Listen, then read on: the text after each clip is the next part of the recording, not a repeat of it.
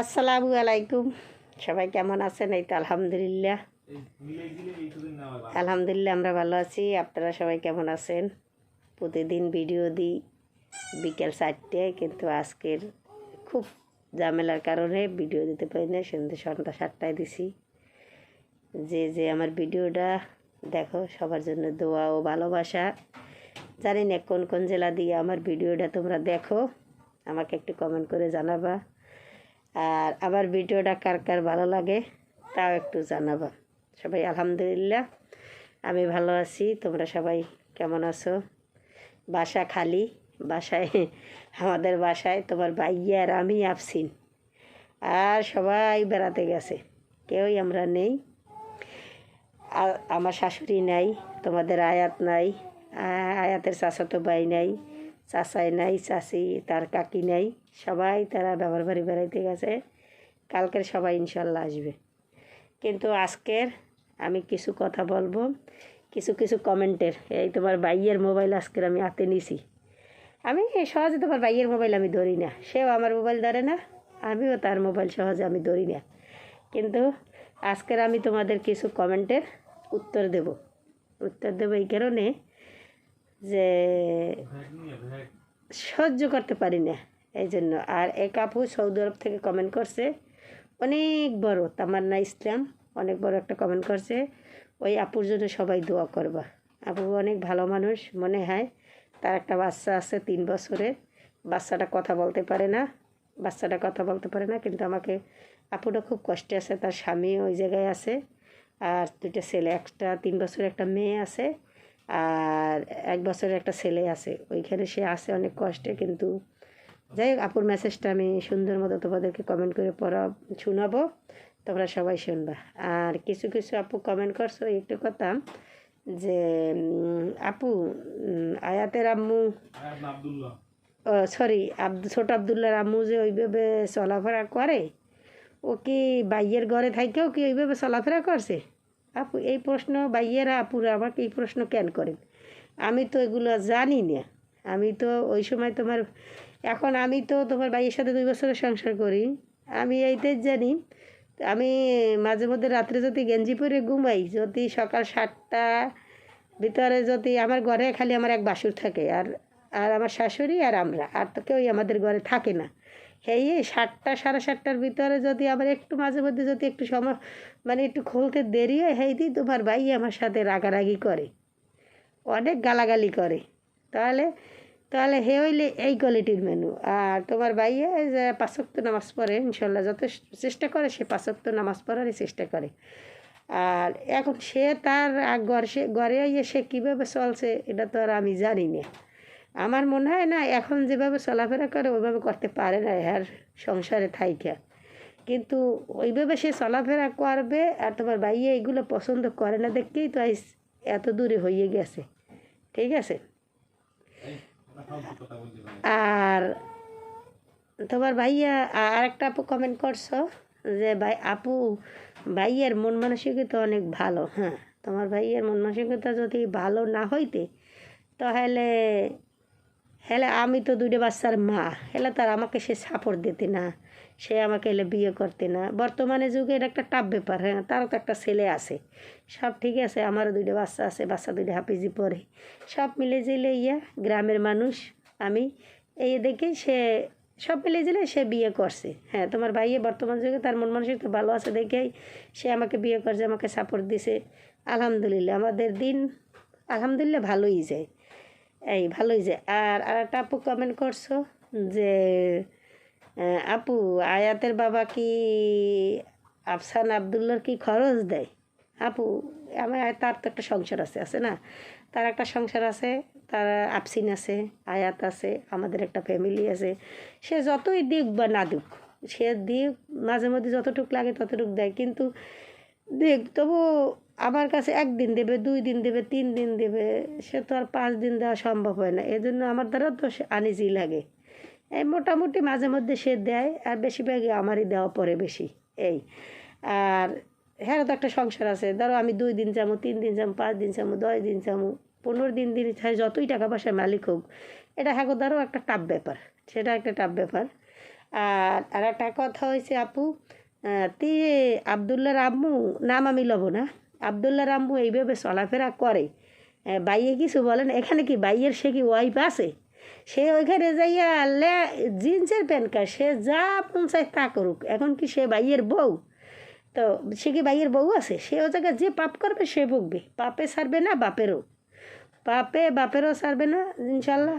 যদি আবদুল্লাহ আমাদের ঘরে থাকে, আমাদের দ্বারা ইনশাল্লাহ থাকে, ও যদি আল্লাহর হাফেজ বানার কবুল করে, মা বাবা সৎ লাগবে। হ্যাঁ, মা বাবা সৎ না হলে সন্তান কখনো হাফেজ বানানোর হয় না। আর আল্লাহর রহমত ছাড়া কেউই হাফেজ হইতে পারবে না। যদি আল্লাহ বড়, আবদুল্লাহ যদি ইনশাল্লাহ, ছোট আবদুল্লাহ যদি বড় হয়, বড় হয়ে যদি সে হাফেজ হইতে পারে, আমার দ্বারা থাকলে ইনশাল্লাহ আমি হাফেজ বানানোর চেষ্টা করব, বাকিটা আল্লাহর ইচ্ছা। যদি সে হাফেজ বড় মাওলানা হয়, সে হাফেজ পাশ করবে। এবছর তার হাফেজিতে দিব না, সবাই 8-এ চলে, 9তে দিলে ইনশাল্লাহ, 9তে হাফেজিতে দিলে নাজরানা 1 বছর, ধরো 12-13 বছর সে হাফেজ হইবে ইনশাল্লাহ। এবার 6 বছর যাইবে তার মাওলানা পড়তে, কমিয়ে করতে 6 থেকে 8 বছর, সে 20 বছরও সে হাফেজ মাওলানা, বড় মাওলানা হয়ে যাবে।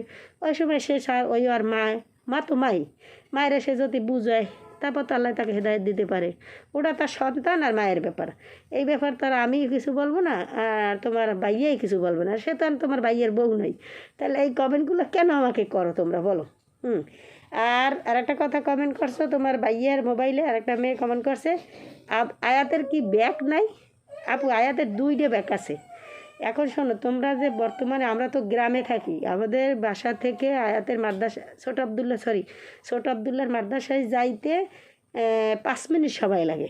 এখন ও ছোটো মানুষ, ওই আর হইলে যাই হাটবোট নেওয়া লাগে, তারপর অ্যাডমিট নেওয়া লাগে, তারপর ওই আর হইলে কলম নেওয়া লাগে, রুল, তারপর কাটার, এগুলো কি ওই হাটবোর্ডটার উপরেও কি নিতে পারে? তোমরা বলো।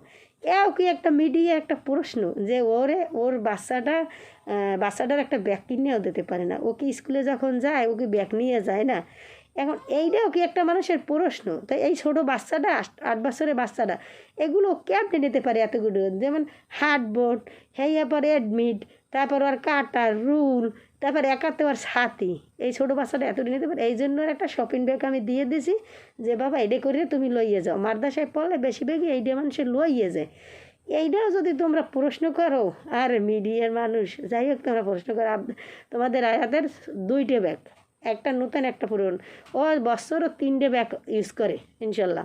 ওরে কোনো জিনিসে ওর বাবাই শত কষ্ট করে, কিন্তু আয়াতের সে কখনো কষ্ট করতে দেয় না, ঠিক আছে? আয়াতের কখনো কষ্ট করতে দেয় না। আর যাই হোক, ওই আপুটার কথাটা, ওই আপুটা যে একটা কমেন্ট করছে, আপুটা খুব অসহায় আছে, আপুটার জন্য সবাই দোয়া করবা। আর আপু, আর একটা কথা, আপু কমেন্টটা আমি পড়বো, একটু পরে শুনাই, তোমরা একটু থাকো। তোমার ভাইয়ের মোবাইলে আমি যে লক করছে, হ্যাঁ আমি খুলতে জানি না। ওরে আল্লাহ,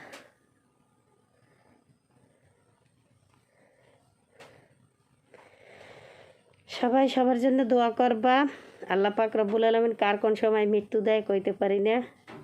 যে যতটুকু দুনিয়ায় বই, যে যতটুকু কাজ ভালো করবা তার ওইপুরিতে ওইটুকুই হইবে, এর চাইতে বেশি হবে না, এর চাইতে কেউরই বেশি হবে না। হ্যাঁ, আর একটা আপু কমেন্ট করছে, জান্নাতি লেখছে, মাশাল্লাহ, খুব সুন্দর, তোমাদের সবাইকে আয়াতের অনেক ভালো লাগলে, তোমার 4 সন্তানের জন্য দোয়া ও ভালোবাসা রইল। আপু, মানুষের মতো মানুষ করো, আয়াতকে মানুষের মতো মানুষ করো, আর কখনো ওর মার কাছে যেতে দেবে না। ওই পরিবেশটা, দিন হইলে ঘুমায়, রাত্রে হইলে ডিস্কো ড্যান্সার দেয়, ওটা ওদের ব্যাপার, ওরা ডিস্কো ড্যান্সার দেয়, ভাই ওরা লাফাও, ও দিয়ে তো আর আমাদের আপু কোনো নেই। এরপর আর একটা আপু কমেন্ট করছে যে, আপু এই, হ্যাঁ, এই যে আপু একটা জান্নাত ইসলাম, হ্যাঁ, আর তামান্না ইসলাম লেখছে, আমি আমার স্বামী, আমার 3 বছরের একটা মেয়ে আছে, 1 বছরের একটা ছেলে আছে, আমি বিদেশ থাকি।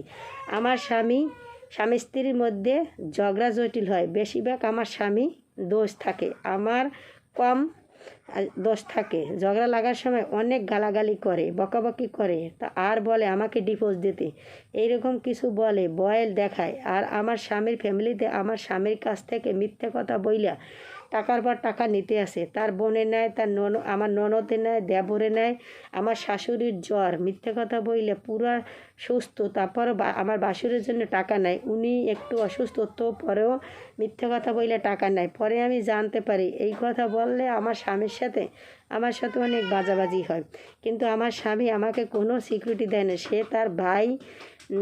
সে তার ভাই বোন মায়ের কথা বিশ্বাস করে, আমার কথা বিশ্বাস করে না। সে আমাকে বলে তুই ডিভোর্স দিয়ে যা, তুই যদি আমাকে ডিভোর্স না দিয়ে যাও তাহলে তুই কেমন মেয়ে, এইরকম তার আমাকে গালাগালি করে। উনি ঠিক করে নাই, আমার স্বামী বলছে তোমার বোন কোনো মিথ্যে কথা বলে নাই, মানে তার বোনে মিথ্যে কথা বললে টাকা পয়সা নেয়, তবু ভাই বিশ্বাস করে না। আপুটা অনেক কিনেছে। তারপর একটা তার 3 বছরের মেয়ে আছে, মেয়েটা ওই জায়গায় বিদেশের বাড়ি কি সেটা তো আমরা জানি, ওরা বাসা থেকে অন্য কোনানে যেতে পারে না, তাই ওই মেয়েটা বাচ্চাদের সাথে চললে বাচ্চাটা কথা বলতে পারতে, কিন্তু ওই আপুটারে দেশে আইতে দেয় না। আর ওই বাচ্চাটা যে প্রতিবন্ধী টাইপের, সেটাও তার স্বামী বিশ্বাস করে না। ঠিক আছে, তাহলে আপুটার জন্য সবাই একটু দোয়া করবা, ভাইয়ের জন্য আল্লাহ হেদায়েত দেয়। তারা সৌদি আরব থাকে। বেশি পড়লাম না, বিশাল কমেন্ট, মানে ইয়াতে 10 মিনিট এত বড় একটা কমেন্ট করছে, এটা 10 মিনিট। হ্যাঁ, আর একটা আপু কমেন্ট করছো কী কইয়া, বর্তমান যুগে কিছু মানুষের মূল্যায়ন করে না, ইনশাল্লাহ সদ্ভাবে থাকবেন, ইনশাল্লাহ আপনাকে আপনার 4 সন্তান নিয়ে আমরা পাশে আছি আপনার, ইনশাল্লাহ। হ্যাঁ, আর একটা আপু কমেন্ট করছো, তিশার মা এত কয়দিন কি বোকরা পরে হাত পায়ে মুজো পরে সামনে আসছে, এখন সে ল্যাংটি পরে সামনে আসে। আপু তিশার মায় যে ল্যাংটা না, তিশার মায় ব্লাউজ আছে না গ্রামের ভাষায় বলে, সে ব্লাউজ গায়ে দিয়ে আসুক, ওতে আমাদের কোনো আপত্তি নেই। ঠিক আছে, এইসব কমেন্টগুলো আমাকে আর তোমরা করবে না, যার যার ব্যক্তিগত ব্যাপার সে চলবে, যে অপরাধ করবে তারই সাজা হবে, সেটা দুনিয়া হোক আর বা আখেরাতে হোক। ঠিক আছে, সবাই ভালো থাকবা, আমাদের জন্য দোয়া করবা। আল্লাহ হাফেজ।